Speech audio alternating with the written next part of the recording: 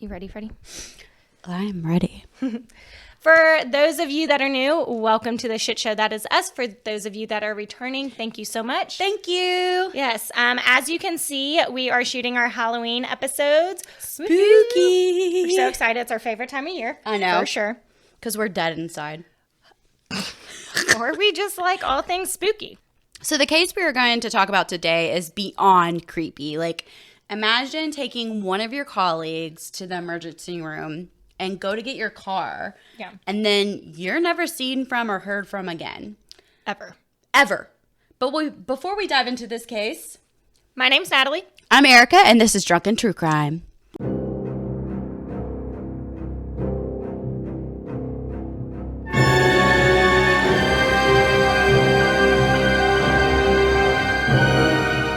We do have a few disclaimers. We're going to go through them quickly, so listen up. 1, we talk about true crime. 2, we drink. 3, we cuss. 4, you might see us laugh. That's because we are typically making fun of each other or the criminal asshats in these stories, but never the victim. And then the 5th disclaimer is... Okay, last disclaimer here, folks. The information provided by us in this video is for educational purposes. All information in this video is provided in good faith. The views expressed are our own personal opinions, and the details we provide are all alleged, and individuals are innocent until proven guilty in the court of law. So if that sounds like a great time to you, though, please grab your drink and join us this week. It is Dogfish Head Pumpkin Ale. Yes. Is that exactly what it is? I believe so. If not, I'll put something We did up it the here. New England way, though. Yeah. I just I know hit it's my so mic. hard to... Guys, also, disclaimer, we are getting used to these new mics, like how close I or just far hit away. my head. But we did the New England way where you frost the cup, and then Natalie and I had to think on our feet of how to stick the brown sugar around the rim. First, we tried apple cider. That did not work. And then we tried honey. Yeah, it worked pretty well. So, but if that sounds like fun to you, grab your cocktail, join us, come be our besties, and let's dive into this case. So Dorothy Jane Scott was 32 years of age, single mother from Stanton, California. Stanton? I think I forgot how to talk, honestly. It's okay. It's been a while since we've shot. Yeah. Every time we do this where we have like a lull in filming, I get super nervous again. I know, me too. Well, we get out of the routine. It makes it hard.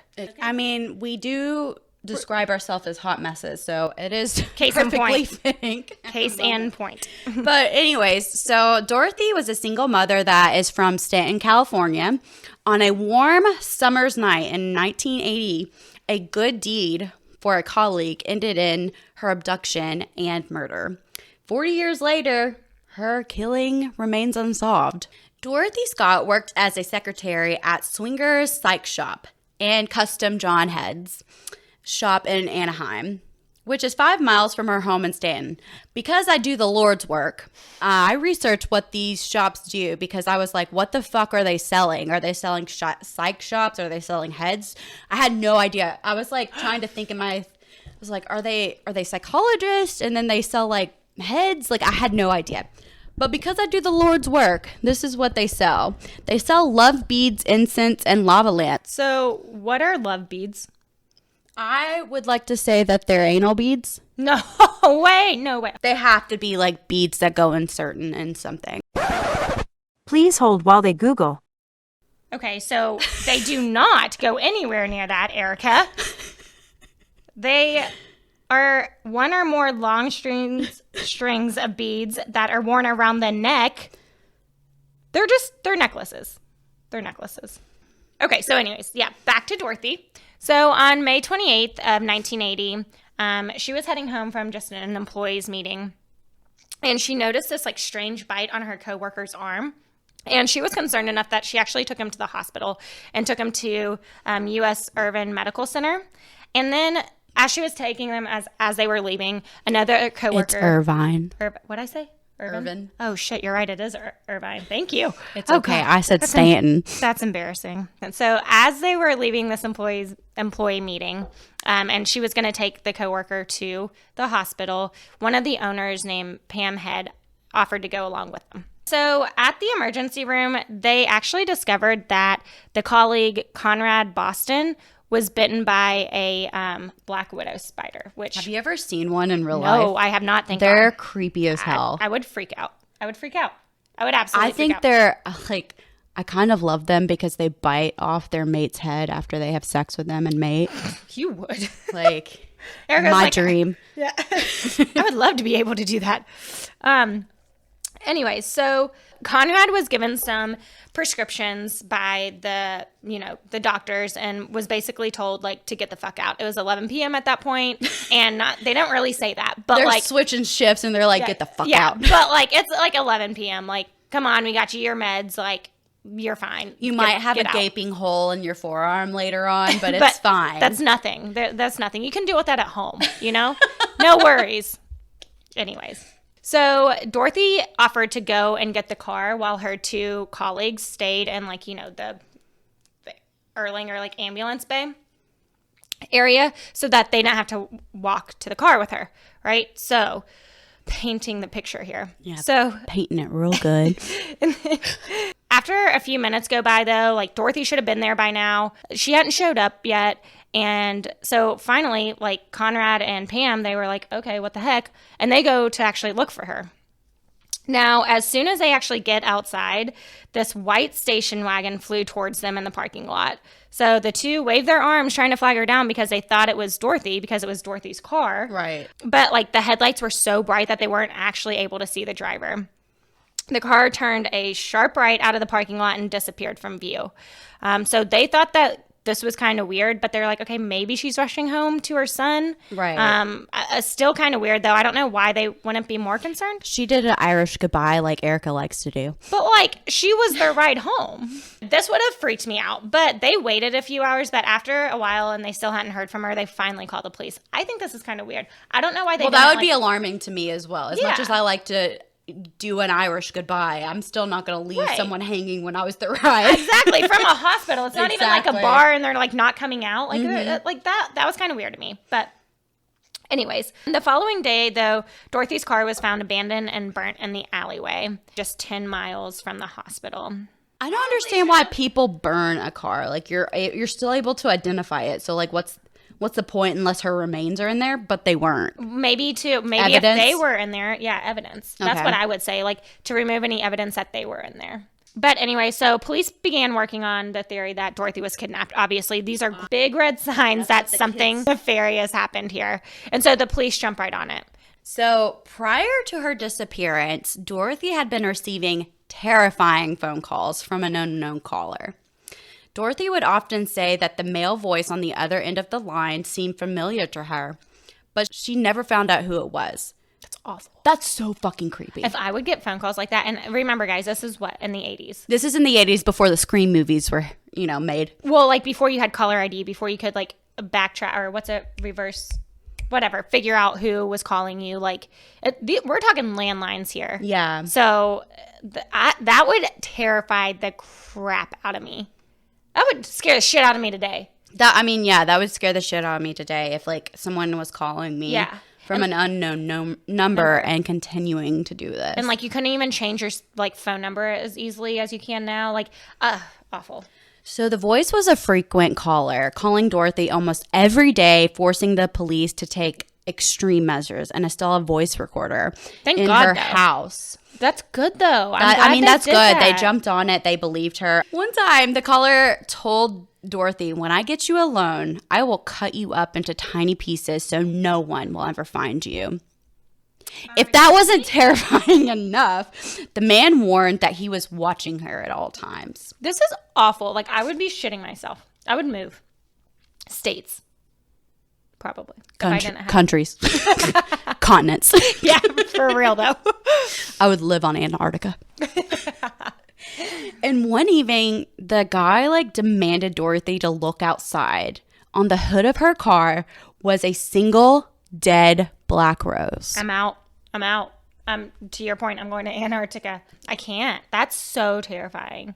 So after leaving the dead rose, which the symbolism is fucking creepy within itself, Dorothy still had no clue who this fucktard was. Yeah.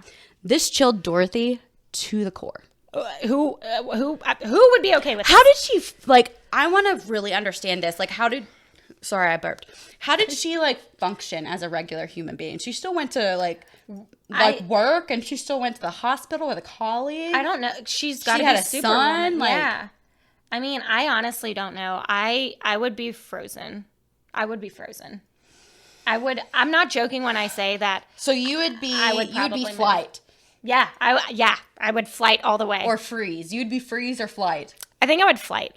I don't think I would completely freeze because I also am someone that has to I don't know. What does this I mean? have to be constantly doing. I didn't know what this means. I have to be constantly being active, doing something. If there's a problem, I have to. She's trying to land the the plane. Yeah, I gotta fly. Right? She's gotta fly off.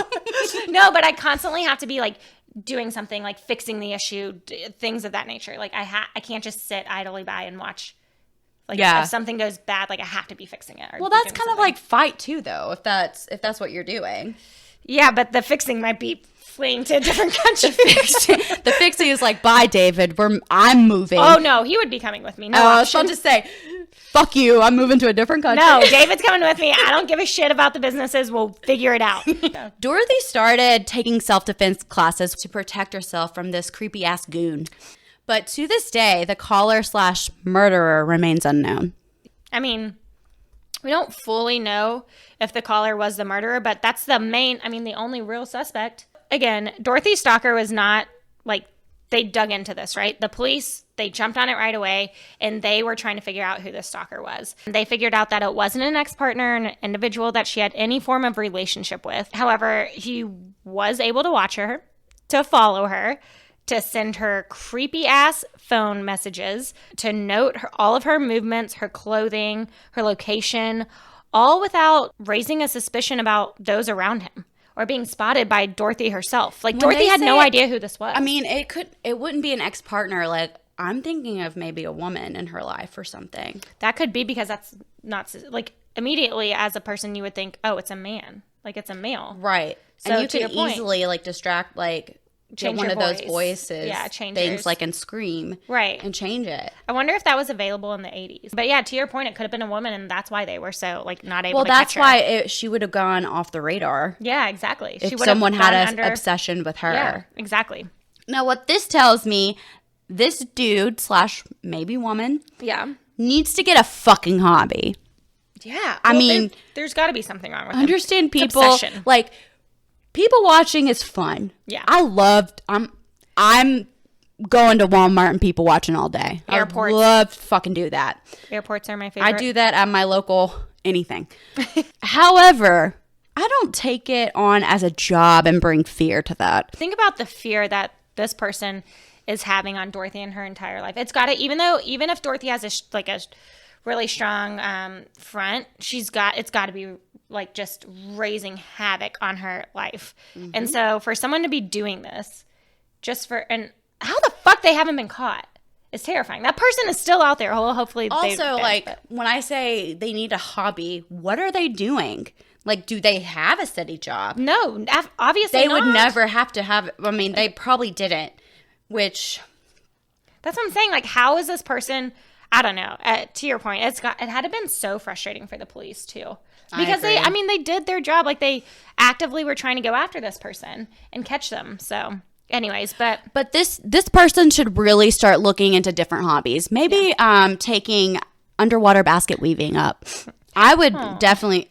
So that was cute. That's what our old coach used to say as a hobby. He would say it all the time. Rest in peace, Mr. Larry. We love you.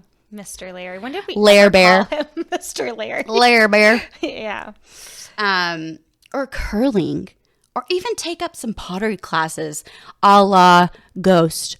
Literally do fucking anything than stalk. Wait, you didn't get that reference, did you? No, I did not. You know, the movie Ghost with Patrick Swayze and Demi Moore. They're making that pottery wheel with Whoopi Goldberg. I've never seen it. What fucking decade were you born in? You were in mine. I know. I've never seen it. I know. Judge me. I should be judged for that. Continue the staring. Anyways. We digress. Erika and I's friendship just came down to here. Here. Used to be up here, now it's down here. Anyways, to sum it up, this person needs to chill the fuck out and find a different hobby than staring at this woman all day, wondering what she's doing, watching her every move, learning Stalking her. outfit she's picking out, where her location is. Stop being a fucking freak. And why her? Not that, like... I know, that's what I'm saying. I wish if we could have figured out who it was, then they'll be able to trace back, like the police could trace back why her. But, I mean, sometimes it's just, I don't know, sometimes. That's why, I'm not going to lie, sometimes it makes me, like, freak the fuck out that we do things like this. Well, also, like, the magnitude of their stalking, I'm just going to say them or their at this point, because we don't know if it's a man or woman. Very, very fair point. The magnitude kind of creates red flags of, like, how violent. Kind of. Okay. Really? The magnitude of the red flags of this will suggest, like, the amount of violence this person will be willing to do to get her alone. Yeah, exactly. It's terrifying.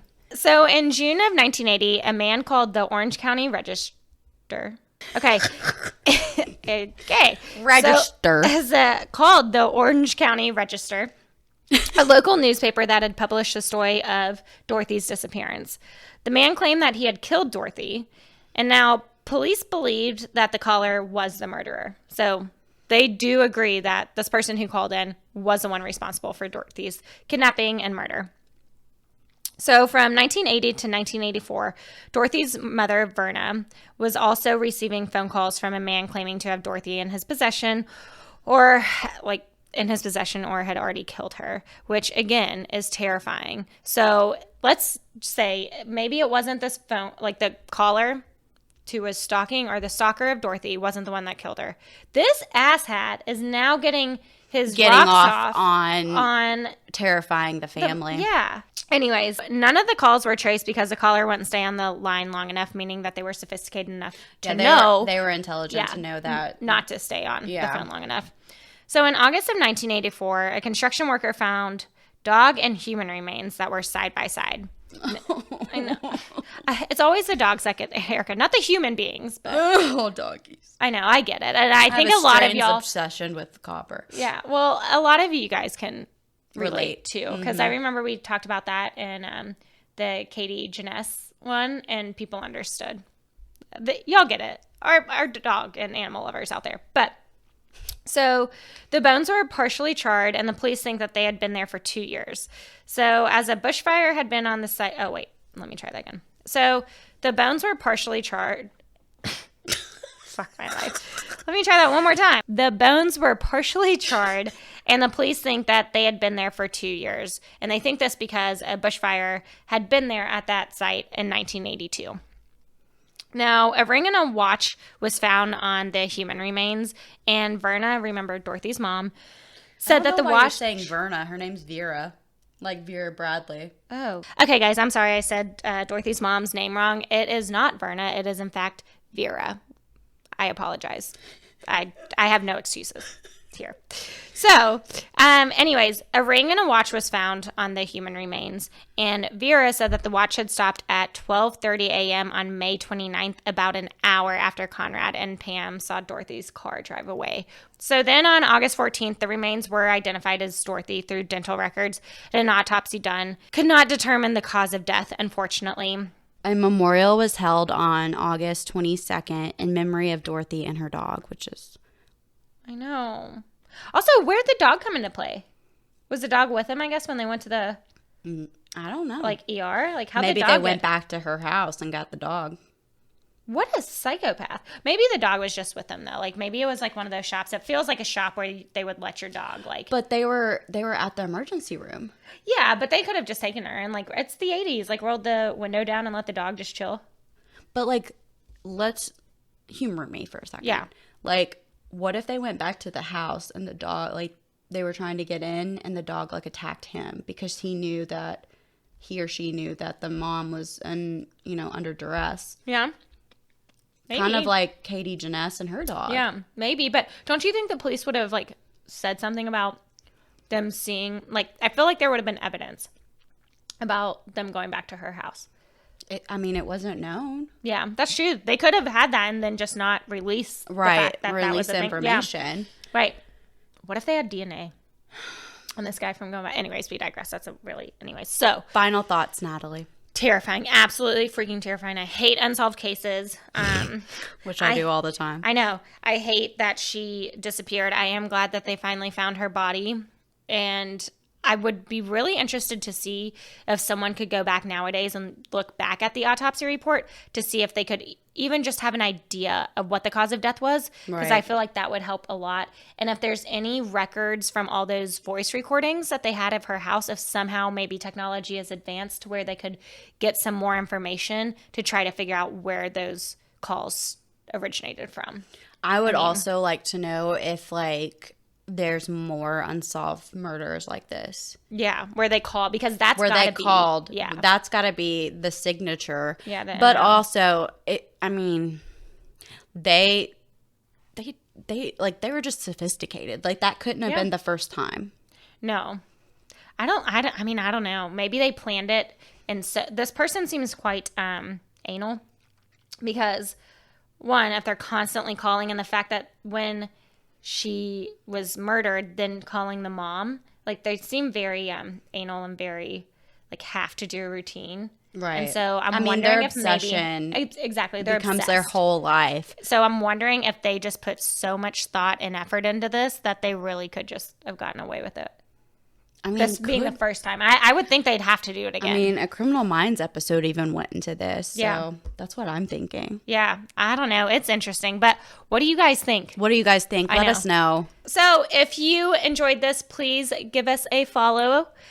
I also read a thing that said you shouldn't ask people to do multiple things in your video. So this time we're just going to be like, give us a follow. Yeah, so if you liked it, please follow us. And if you want to reach out and give us different case ideas, you can email us at drunkentruecrime@gmail.com. Or if you want to see us funny faces, you can always go to our Instagram at drunkentruecrime. Yes, but Give your girls some love. Yes, please. But until then, Be a bitch and stay alive. Cheers.